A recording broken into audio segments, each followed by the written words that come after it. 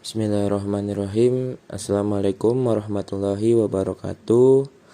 Alhamdulillahirabbil alamin wa bihi nasta'in ala umurud dunya waddin wassalatu wassalamu ala asrafil anbiya'i wal mursalin wa ala alihi wa azwajihi wa zurriyatihi wa ali baiti ajmain. Amma ba'du.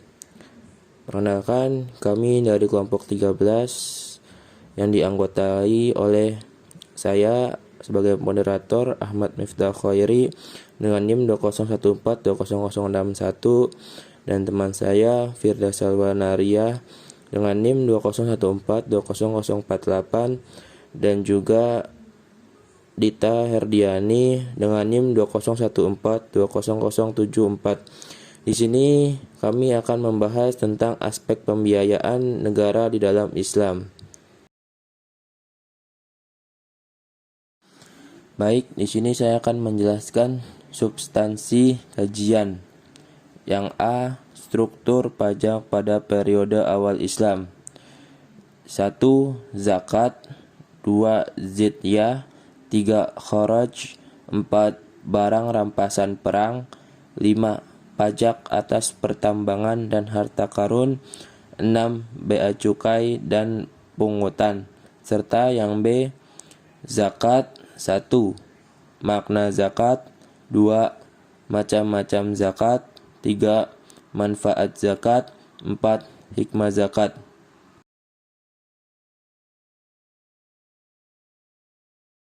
Baik, di sini pembahasan pertama akan dibahas oleh saya. A. Struktur pajak pada periode awal Islam.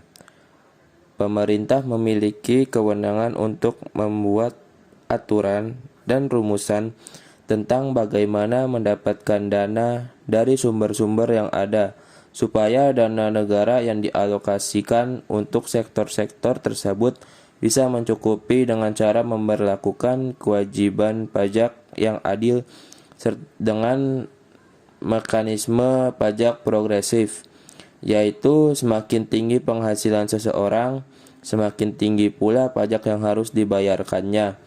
Juga disesuaikan dengan tingkat kekayaan dan kelapangan ekonomi yang dimiliki. Pemerintahan Islam mempunyai aturan pajaknya tersendiri sejak dari zaman Rasulullah SAW, yaitu yang pertama zakat, yang kedua zidyah, yang ketiga kharaj, yang keempat barang rampasan perang, yang kelima pajak atas pertambangan dan harta karun, serta yang keenam bea cukai dan pungutan.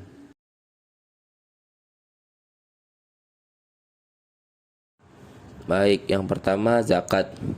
Zakat adalah hak Allah berupa harta yang diberikan oleh seseorang yang kaya kepada orang-orang fakir.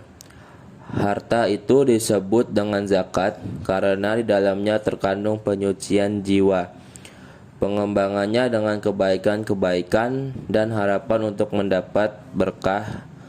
Islam menetapkan zakat yaitu dengan emas, perak, tanaman, buah-buahan, perniagaan, hewan ternak, harta tambang, dan barang terpendam, dan juga zakat fitrah. Penerimaan dari zakat ini hanya dibebankan kepada penduduk muslim. Selain merupakan kewajiban dalam ajaran Islam, para penduduk dari kalangan muslim pun juga dikenakan beban pajak. Sementara itu, terhadap penduduk non-muslim, Rasulullah selaku kepala negara dan pemerintahan hanya menerapkan sistem pungutan pajak berupa jizyah dan kharaj. 2. Jizyah. Secara literasi, jizyah berasal dari kata jaza yang artinya imbalan. Secara aturan syariat, jizyah dapat diartikan sejumlah harta yang diwajibkan atas kafir zimmi, yaitu orang yang masuk dalam lindungan dan kekuasaan kaum muslim. Ia menjadi imbalan atas perlindungan yang diberikan pemerintahan Islam kepada kafir zimmi. Jika mereka sepakat, maka terbebas mereka dapat hidup bersama dengan kaum muslimin. Syarat wajib dikenakan jizyah di atas kafir zimmi adalah laki-laki, sudah balik, berakal, dan merdeka. maka selain itu tidak dikenakan jizyah.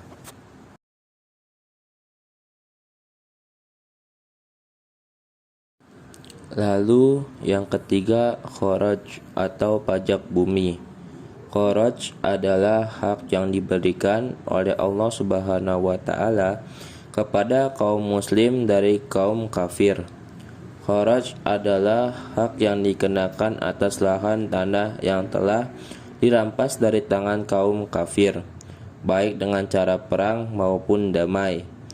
Jika perdamaian menyepakati bahwa tanah tersebut milik umat Islam dan mereka pun mengakuinya dengan membayar kharaj, maka mereka harus menunaikannya. Pada saat kepemimpinan Umar bin Khattab mulai menertibkan sistem pembayaran pajak bumi atau kharaj. Yang keempat, ghanimah atau barang rampasan perang. Harta rampasan dalam Islam disebut dengan ghanimah. Ghanimah secara semantik berarti apa yang diperoleh manusia melalui usaha. Dalam terminologi fikih berarti rampasan perang, yakni harta yang diperoleh dari musuh Islam melalui peperangan dan pertempuran yang pembagiannya diatur oleh agama. Ghanimah meliputi harta yang dapat dibawa dari perang, tawanan, dan tanah.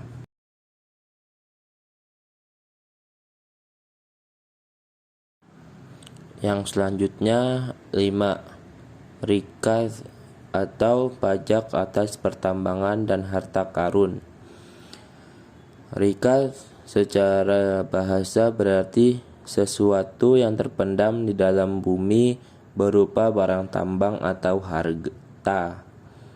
Secara syar'i, rikaz berarti harta zaman jahiliyah berasal dari non-muslim yang terpendam, yang diambil dengan tidak sengaja tanpa bersusah diri untuk menggali, baik yang terpendam berupa emas, perak, atau harta lainnya. Dan yang keenam, usyur atau bea cukai dan pungutan. Usyur merupakan salah satu sumber keuangan yang pernah populer di dunia Islam. Jamaknya usyur dalam bahasa Arab berarti 1/10. Dalam tradisi masyarakat Arab, usyur merupakan pungutan 1/10 dari harta yang menciptakan ketika seseorang melintasi perbatasan suatu negara. Jadi, usyur ini mirip dengan bea cukai sekarang. Pada masa awal Islam, pungutan ini sempat dilarang. Namun di masa Khalifah Umar bin Khattab, setelah melalui musyawarah intensif dengan para sahabat senior yang lain, akhirnya usyur dihidupkan kembali dengan modifikasi tertentu. Karena kondisi perdagangan meningkat pesat dan lalu lintas perdagangan antara daerah ternyata menyedot energi dan menimbulkan beberapa biaya.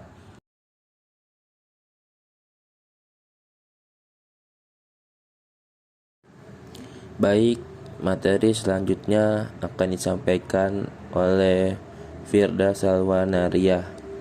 Kepadanya dipersilakan. Perkenalkan, nama saya Firda Salwanaria dengan NIM 2014-248. Di sini saya akan meneruskan penjelasan dari bab 12, yaitu struktur pajak pada periode awal Islam, mengenai zakat. Zakat mulai disyariatkan pada tahun kedua Hijriah. Di tahun tersebut wajib zakat fitrah pada bulan Ramadan, sedangkan zakat mal wajib pada bulan berikutnya, yaitu bulan Syawal. Jadi mula-mula wajib zakat fitrah, kemudian zakat mal atau kekayaan. Kebanyakan ahli tafsir berpendapat bahwa yang dimaksud dengan zakat dalam ayat di atas yaitu Al-Mu'minun adalah zakat mal atau kekayaan, meskipun ayat itu diturunkan di Mekah. Padahal zakat itu sendiri diwajibkan di Madinah pada tahun kedua Hijriah. Fakta ini menunjukkan bahwa kewajiban zakat pertama kali diturunkan saat Nabi SAW menetap di Mekah, sedangkan ketentuan nisabnya mulai ditetapkan setelah beliau hijrah ke Madinah.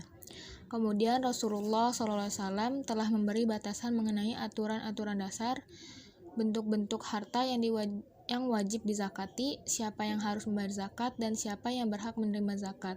Dan sejak saat itu zakat telah berkembang dari sebuah praktik sukarela menjadi kewajiban sosial keagamaan yang dilembagakan, yang diharapkan dipenuhi oleh setiap muslim yang hartanya telah mencapai nisab, lalu jumlah kekayaan minimum yang wajib dizakati.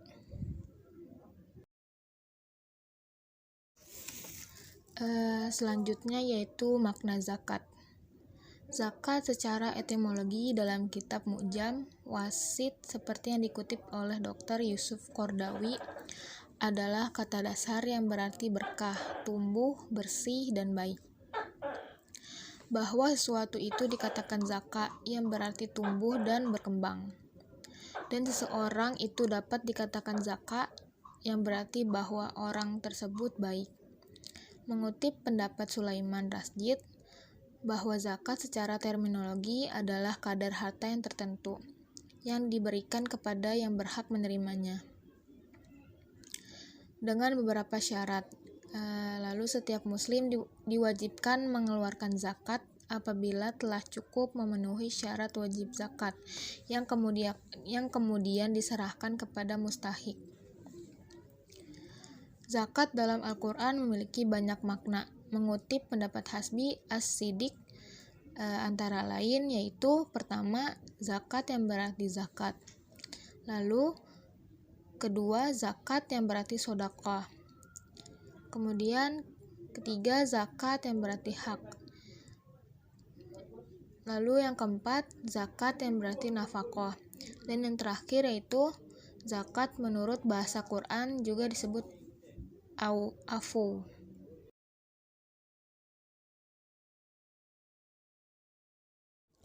Lalu di sini saya akan menjelaskan mengenai makna zakat menurut pendapat Hasbi As-Siddiq. Yang pertama itu tadi ada zakat yang berarti zakat, yang artinya dan dirikanlah sholat, tunaikanlah zakat, dan rukuklah beserta orang-orang yang rukuk. Kemudian yaitu yang kedua, zakat yang berarti sedekah. Mawardi mengatakan bahwa sedekah itu adalah zakat, dan zakat itu adalah sedekah, berbeda nama tetapi artinya sama. Tertuang dalam Al-Quran yang artinya tidaklah mereka mengetahui bahwasannya Allah menerima taubat dari hamba-hambanya dan menerima zakat, dan bahwasannya Allah menerima Maha penerima taubat lagi Maha penyayang.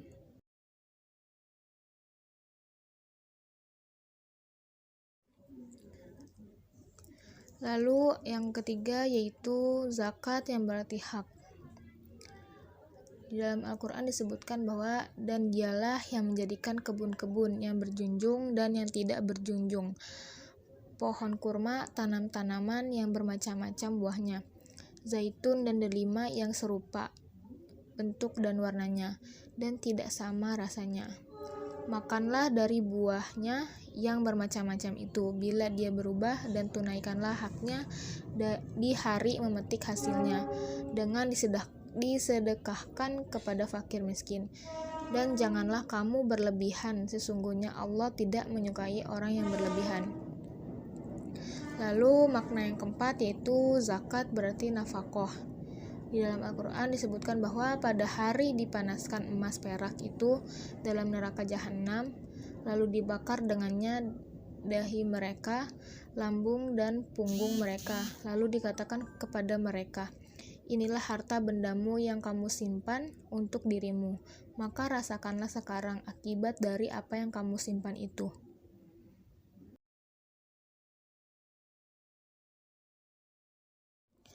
Lalu yang terakhir yaitu zakat menurut bahasa Quran atau juga disebut auf. Allah berfirman yaitu jadilah engkau pemaaf dan suruhlah orang mengerjakan yang ma'ruf serta berpalinglah daripada orang-orang yang bodoh. Menurut Hasbi As-Siddiq bahwa kalimat zakat dipakai buat beberapa arti tersebut di atas. Namun yang berkembang dalam masyarakat bahwa perkataan zakat dipakai untuk sodakoh wajib dan perkataan sodakoh dipakai untuk sodakoh sunnah. Sekian dari penjelasan saya, lalu akan dilanjutkan oleh Dita. Terima kasih.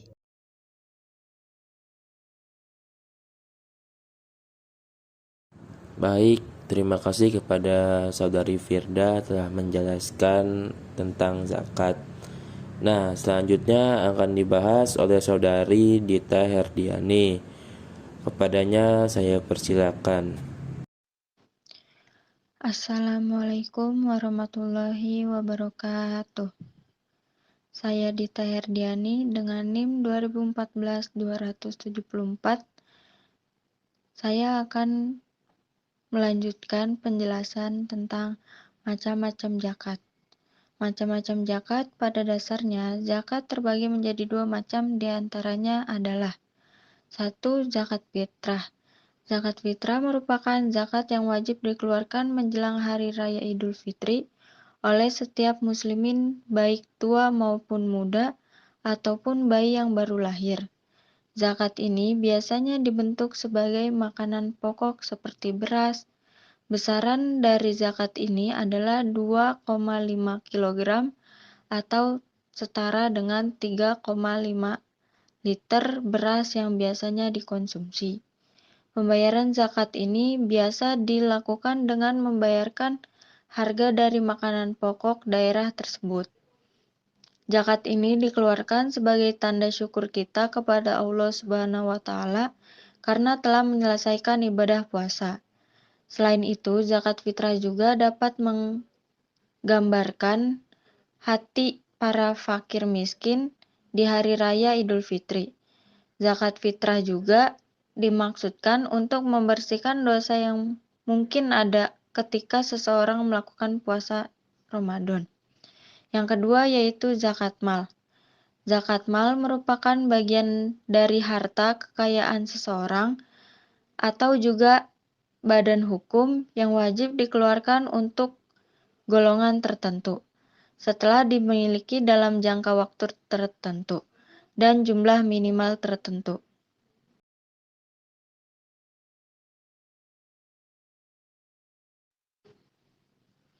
Berikut adalah macam zakat mal. A. Zakat hewan ternak. Persyaratan utama zakat pada hewan ternak adalah 1. Mencapai nisab. Syarat ini berkaitan dengan jumlah minimal hewan yang dimiliki, yaitu 5 ekor untuk unta, 30 ekor untuk sapi, dan 40 ekor untuk kambing atau domba. 2. Telah melewati waktu 1 tahun atau haul. 3. Digembalakan di tempat umum. 4. Tidak dipergunakan untuk keperluan pribadi pemiliknya dan tidak pula dipekerjakan.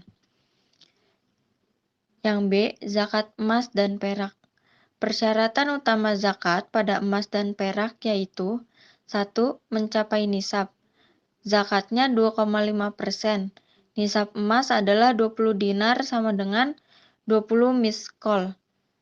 85 gram emas, 24 karat, 97 gram emas, 21 karat, 113 gram emas, 18 karat.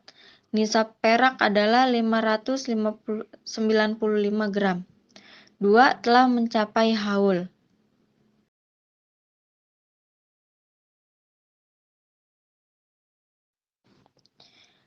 C. Zakat perdagangan. Ada syarat utama kewajiban zakat perdagangan yaitu 1. Niat berdagang, 2. Mencapai nisab, 3.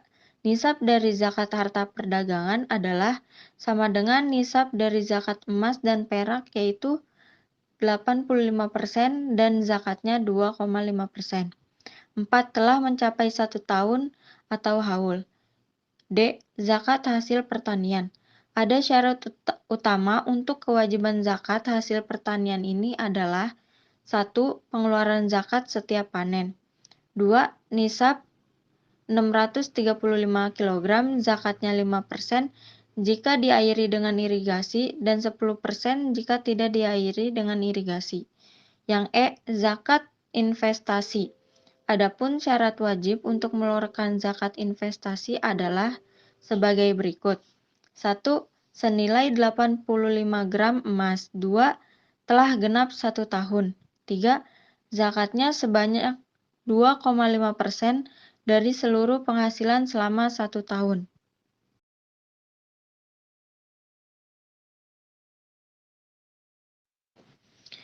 Selanjutnya yaitu manfaat zakat.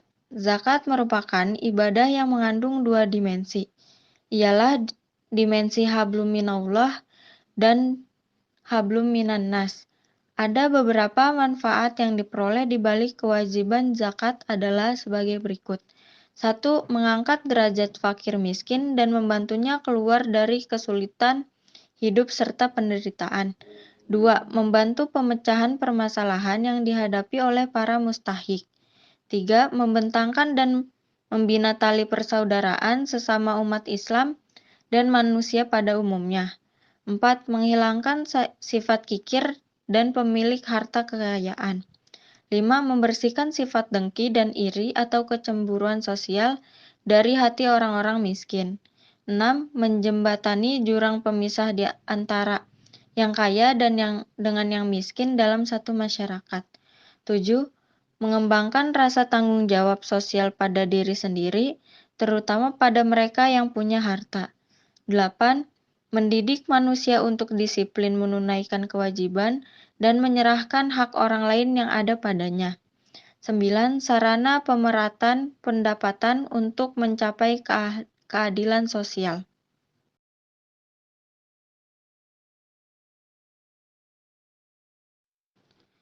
Selanjutnya yaitu hikmah zakat. Adapun hikmah zakat sebagai berikut. A. Zakat menjaga dan memelihara harta dari incaran mata dan tangan para pendosa dan pencuri. B. Zakat merupakan pertolongan bagi orang-orang fakir dan orang-orang yang sangat memerlukan bantuan. Zakat bisa mendorong mereka untuk bekerja dengan semangat ketika mereka mampu melakukannya dan bisa mendorong mereka untuk memelihara kehidupan yang layak. C. Zakat menyucikan jiwa dari penyakit kikir dan bakhil. Ia juga melatih seorang mukmin untuk bersifat pemberi dan dermawan. D.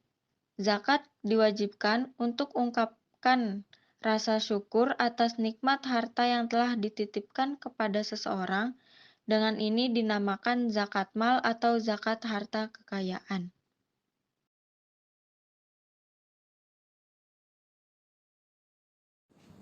Terima kasih kepada Saudari Firda Salwanaria dan juga Saudari Dita Herdiani atas penjelasannya.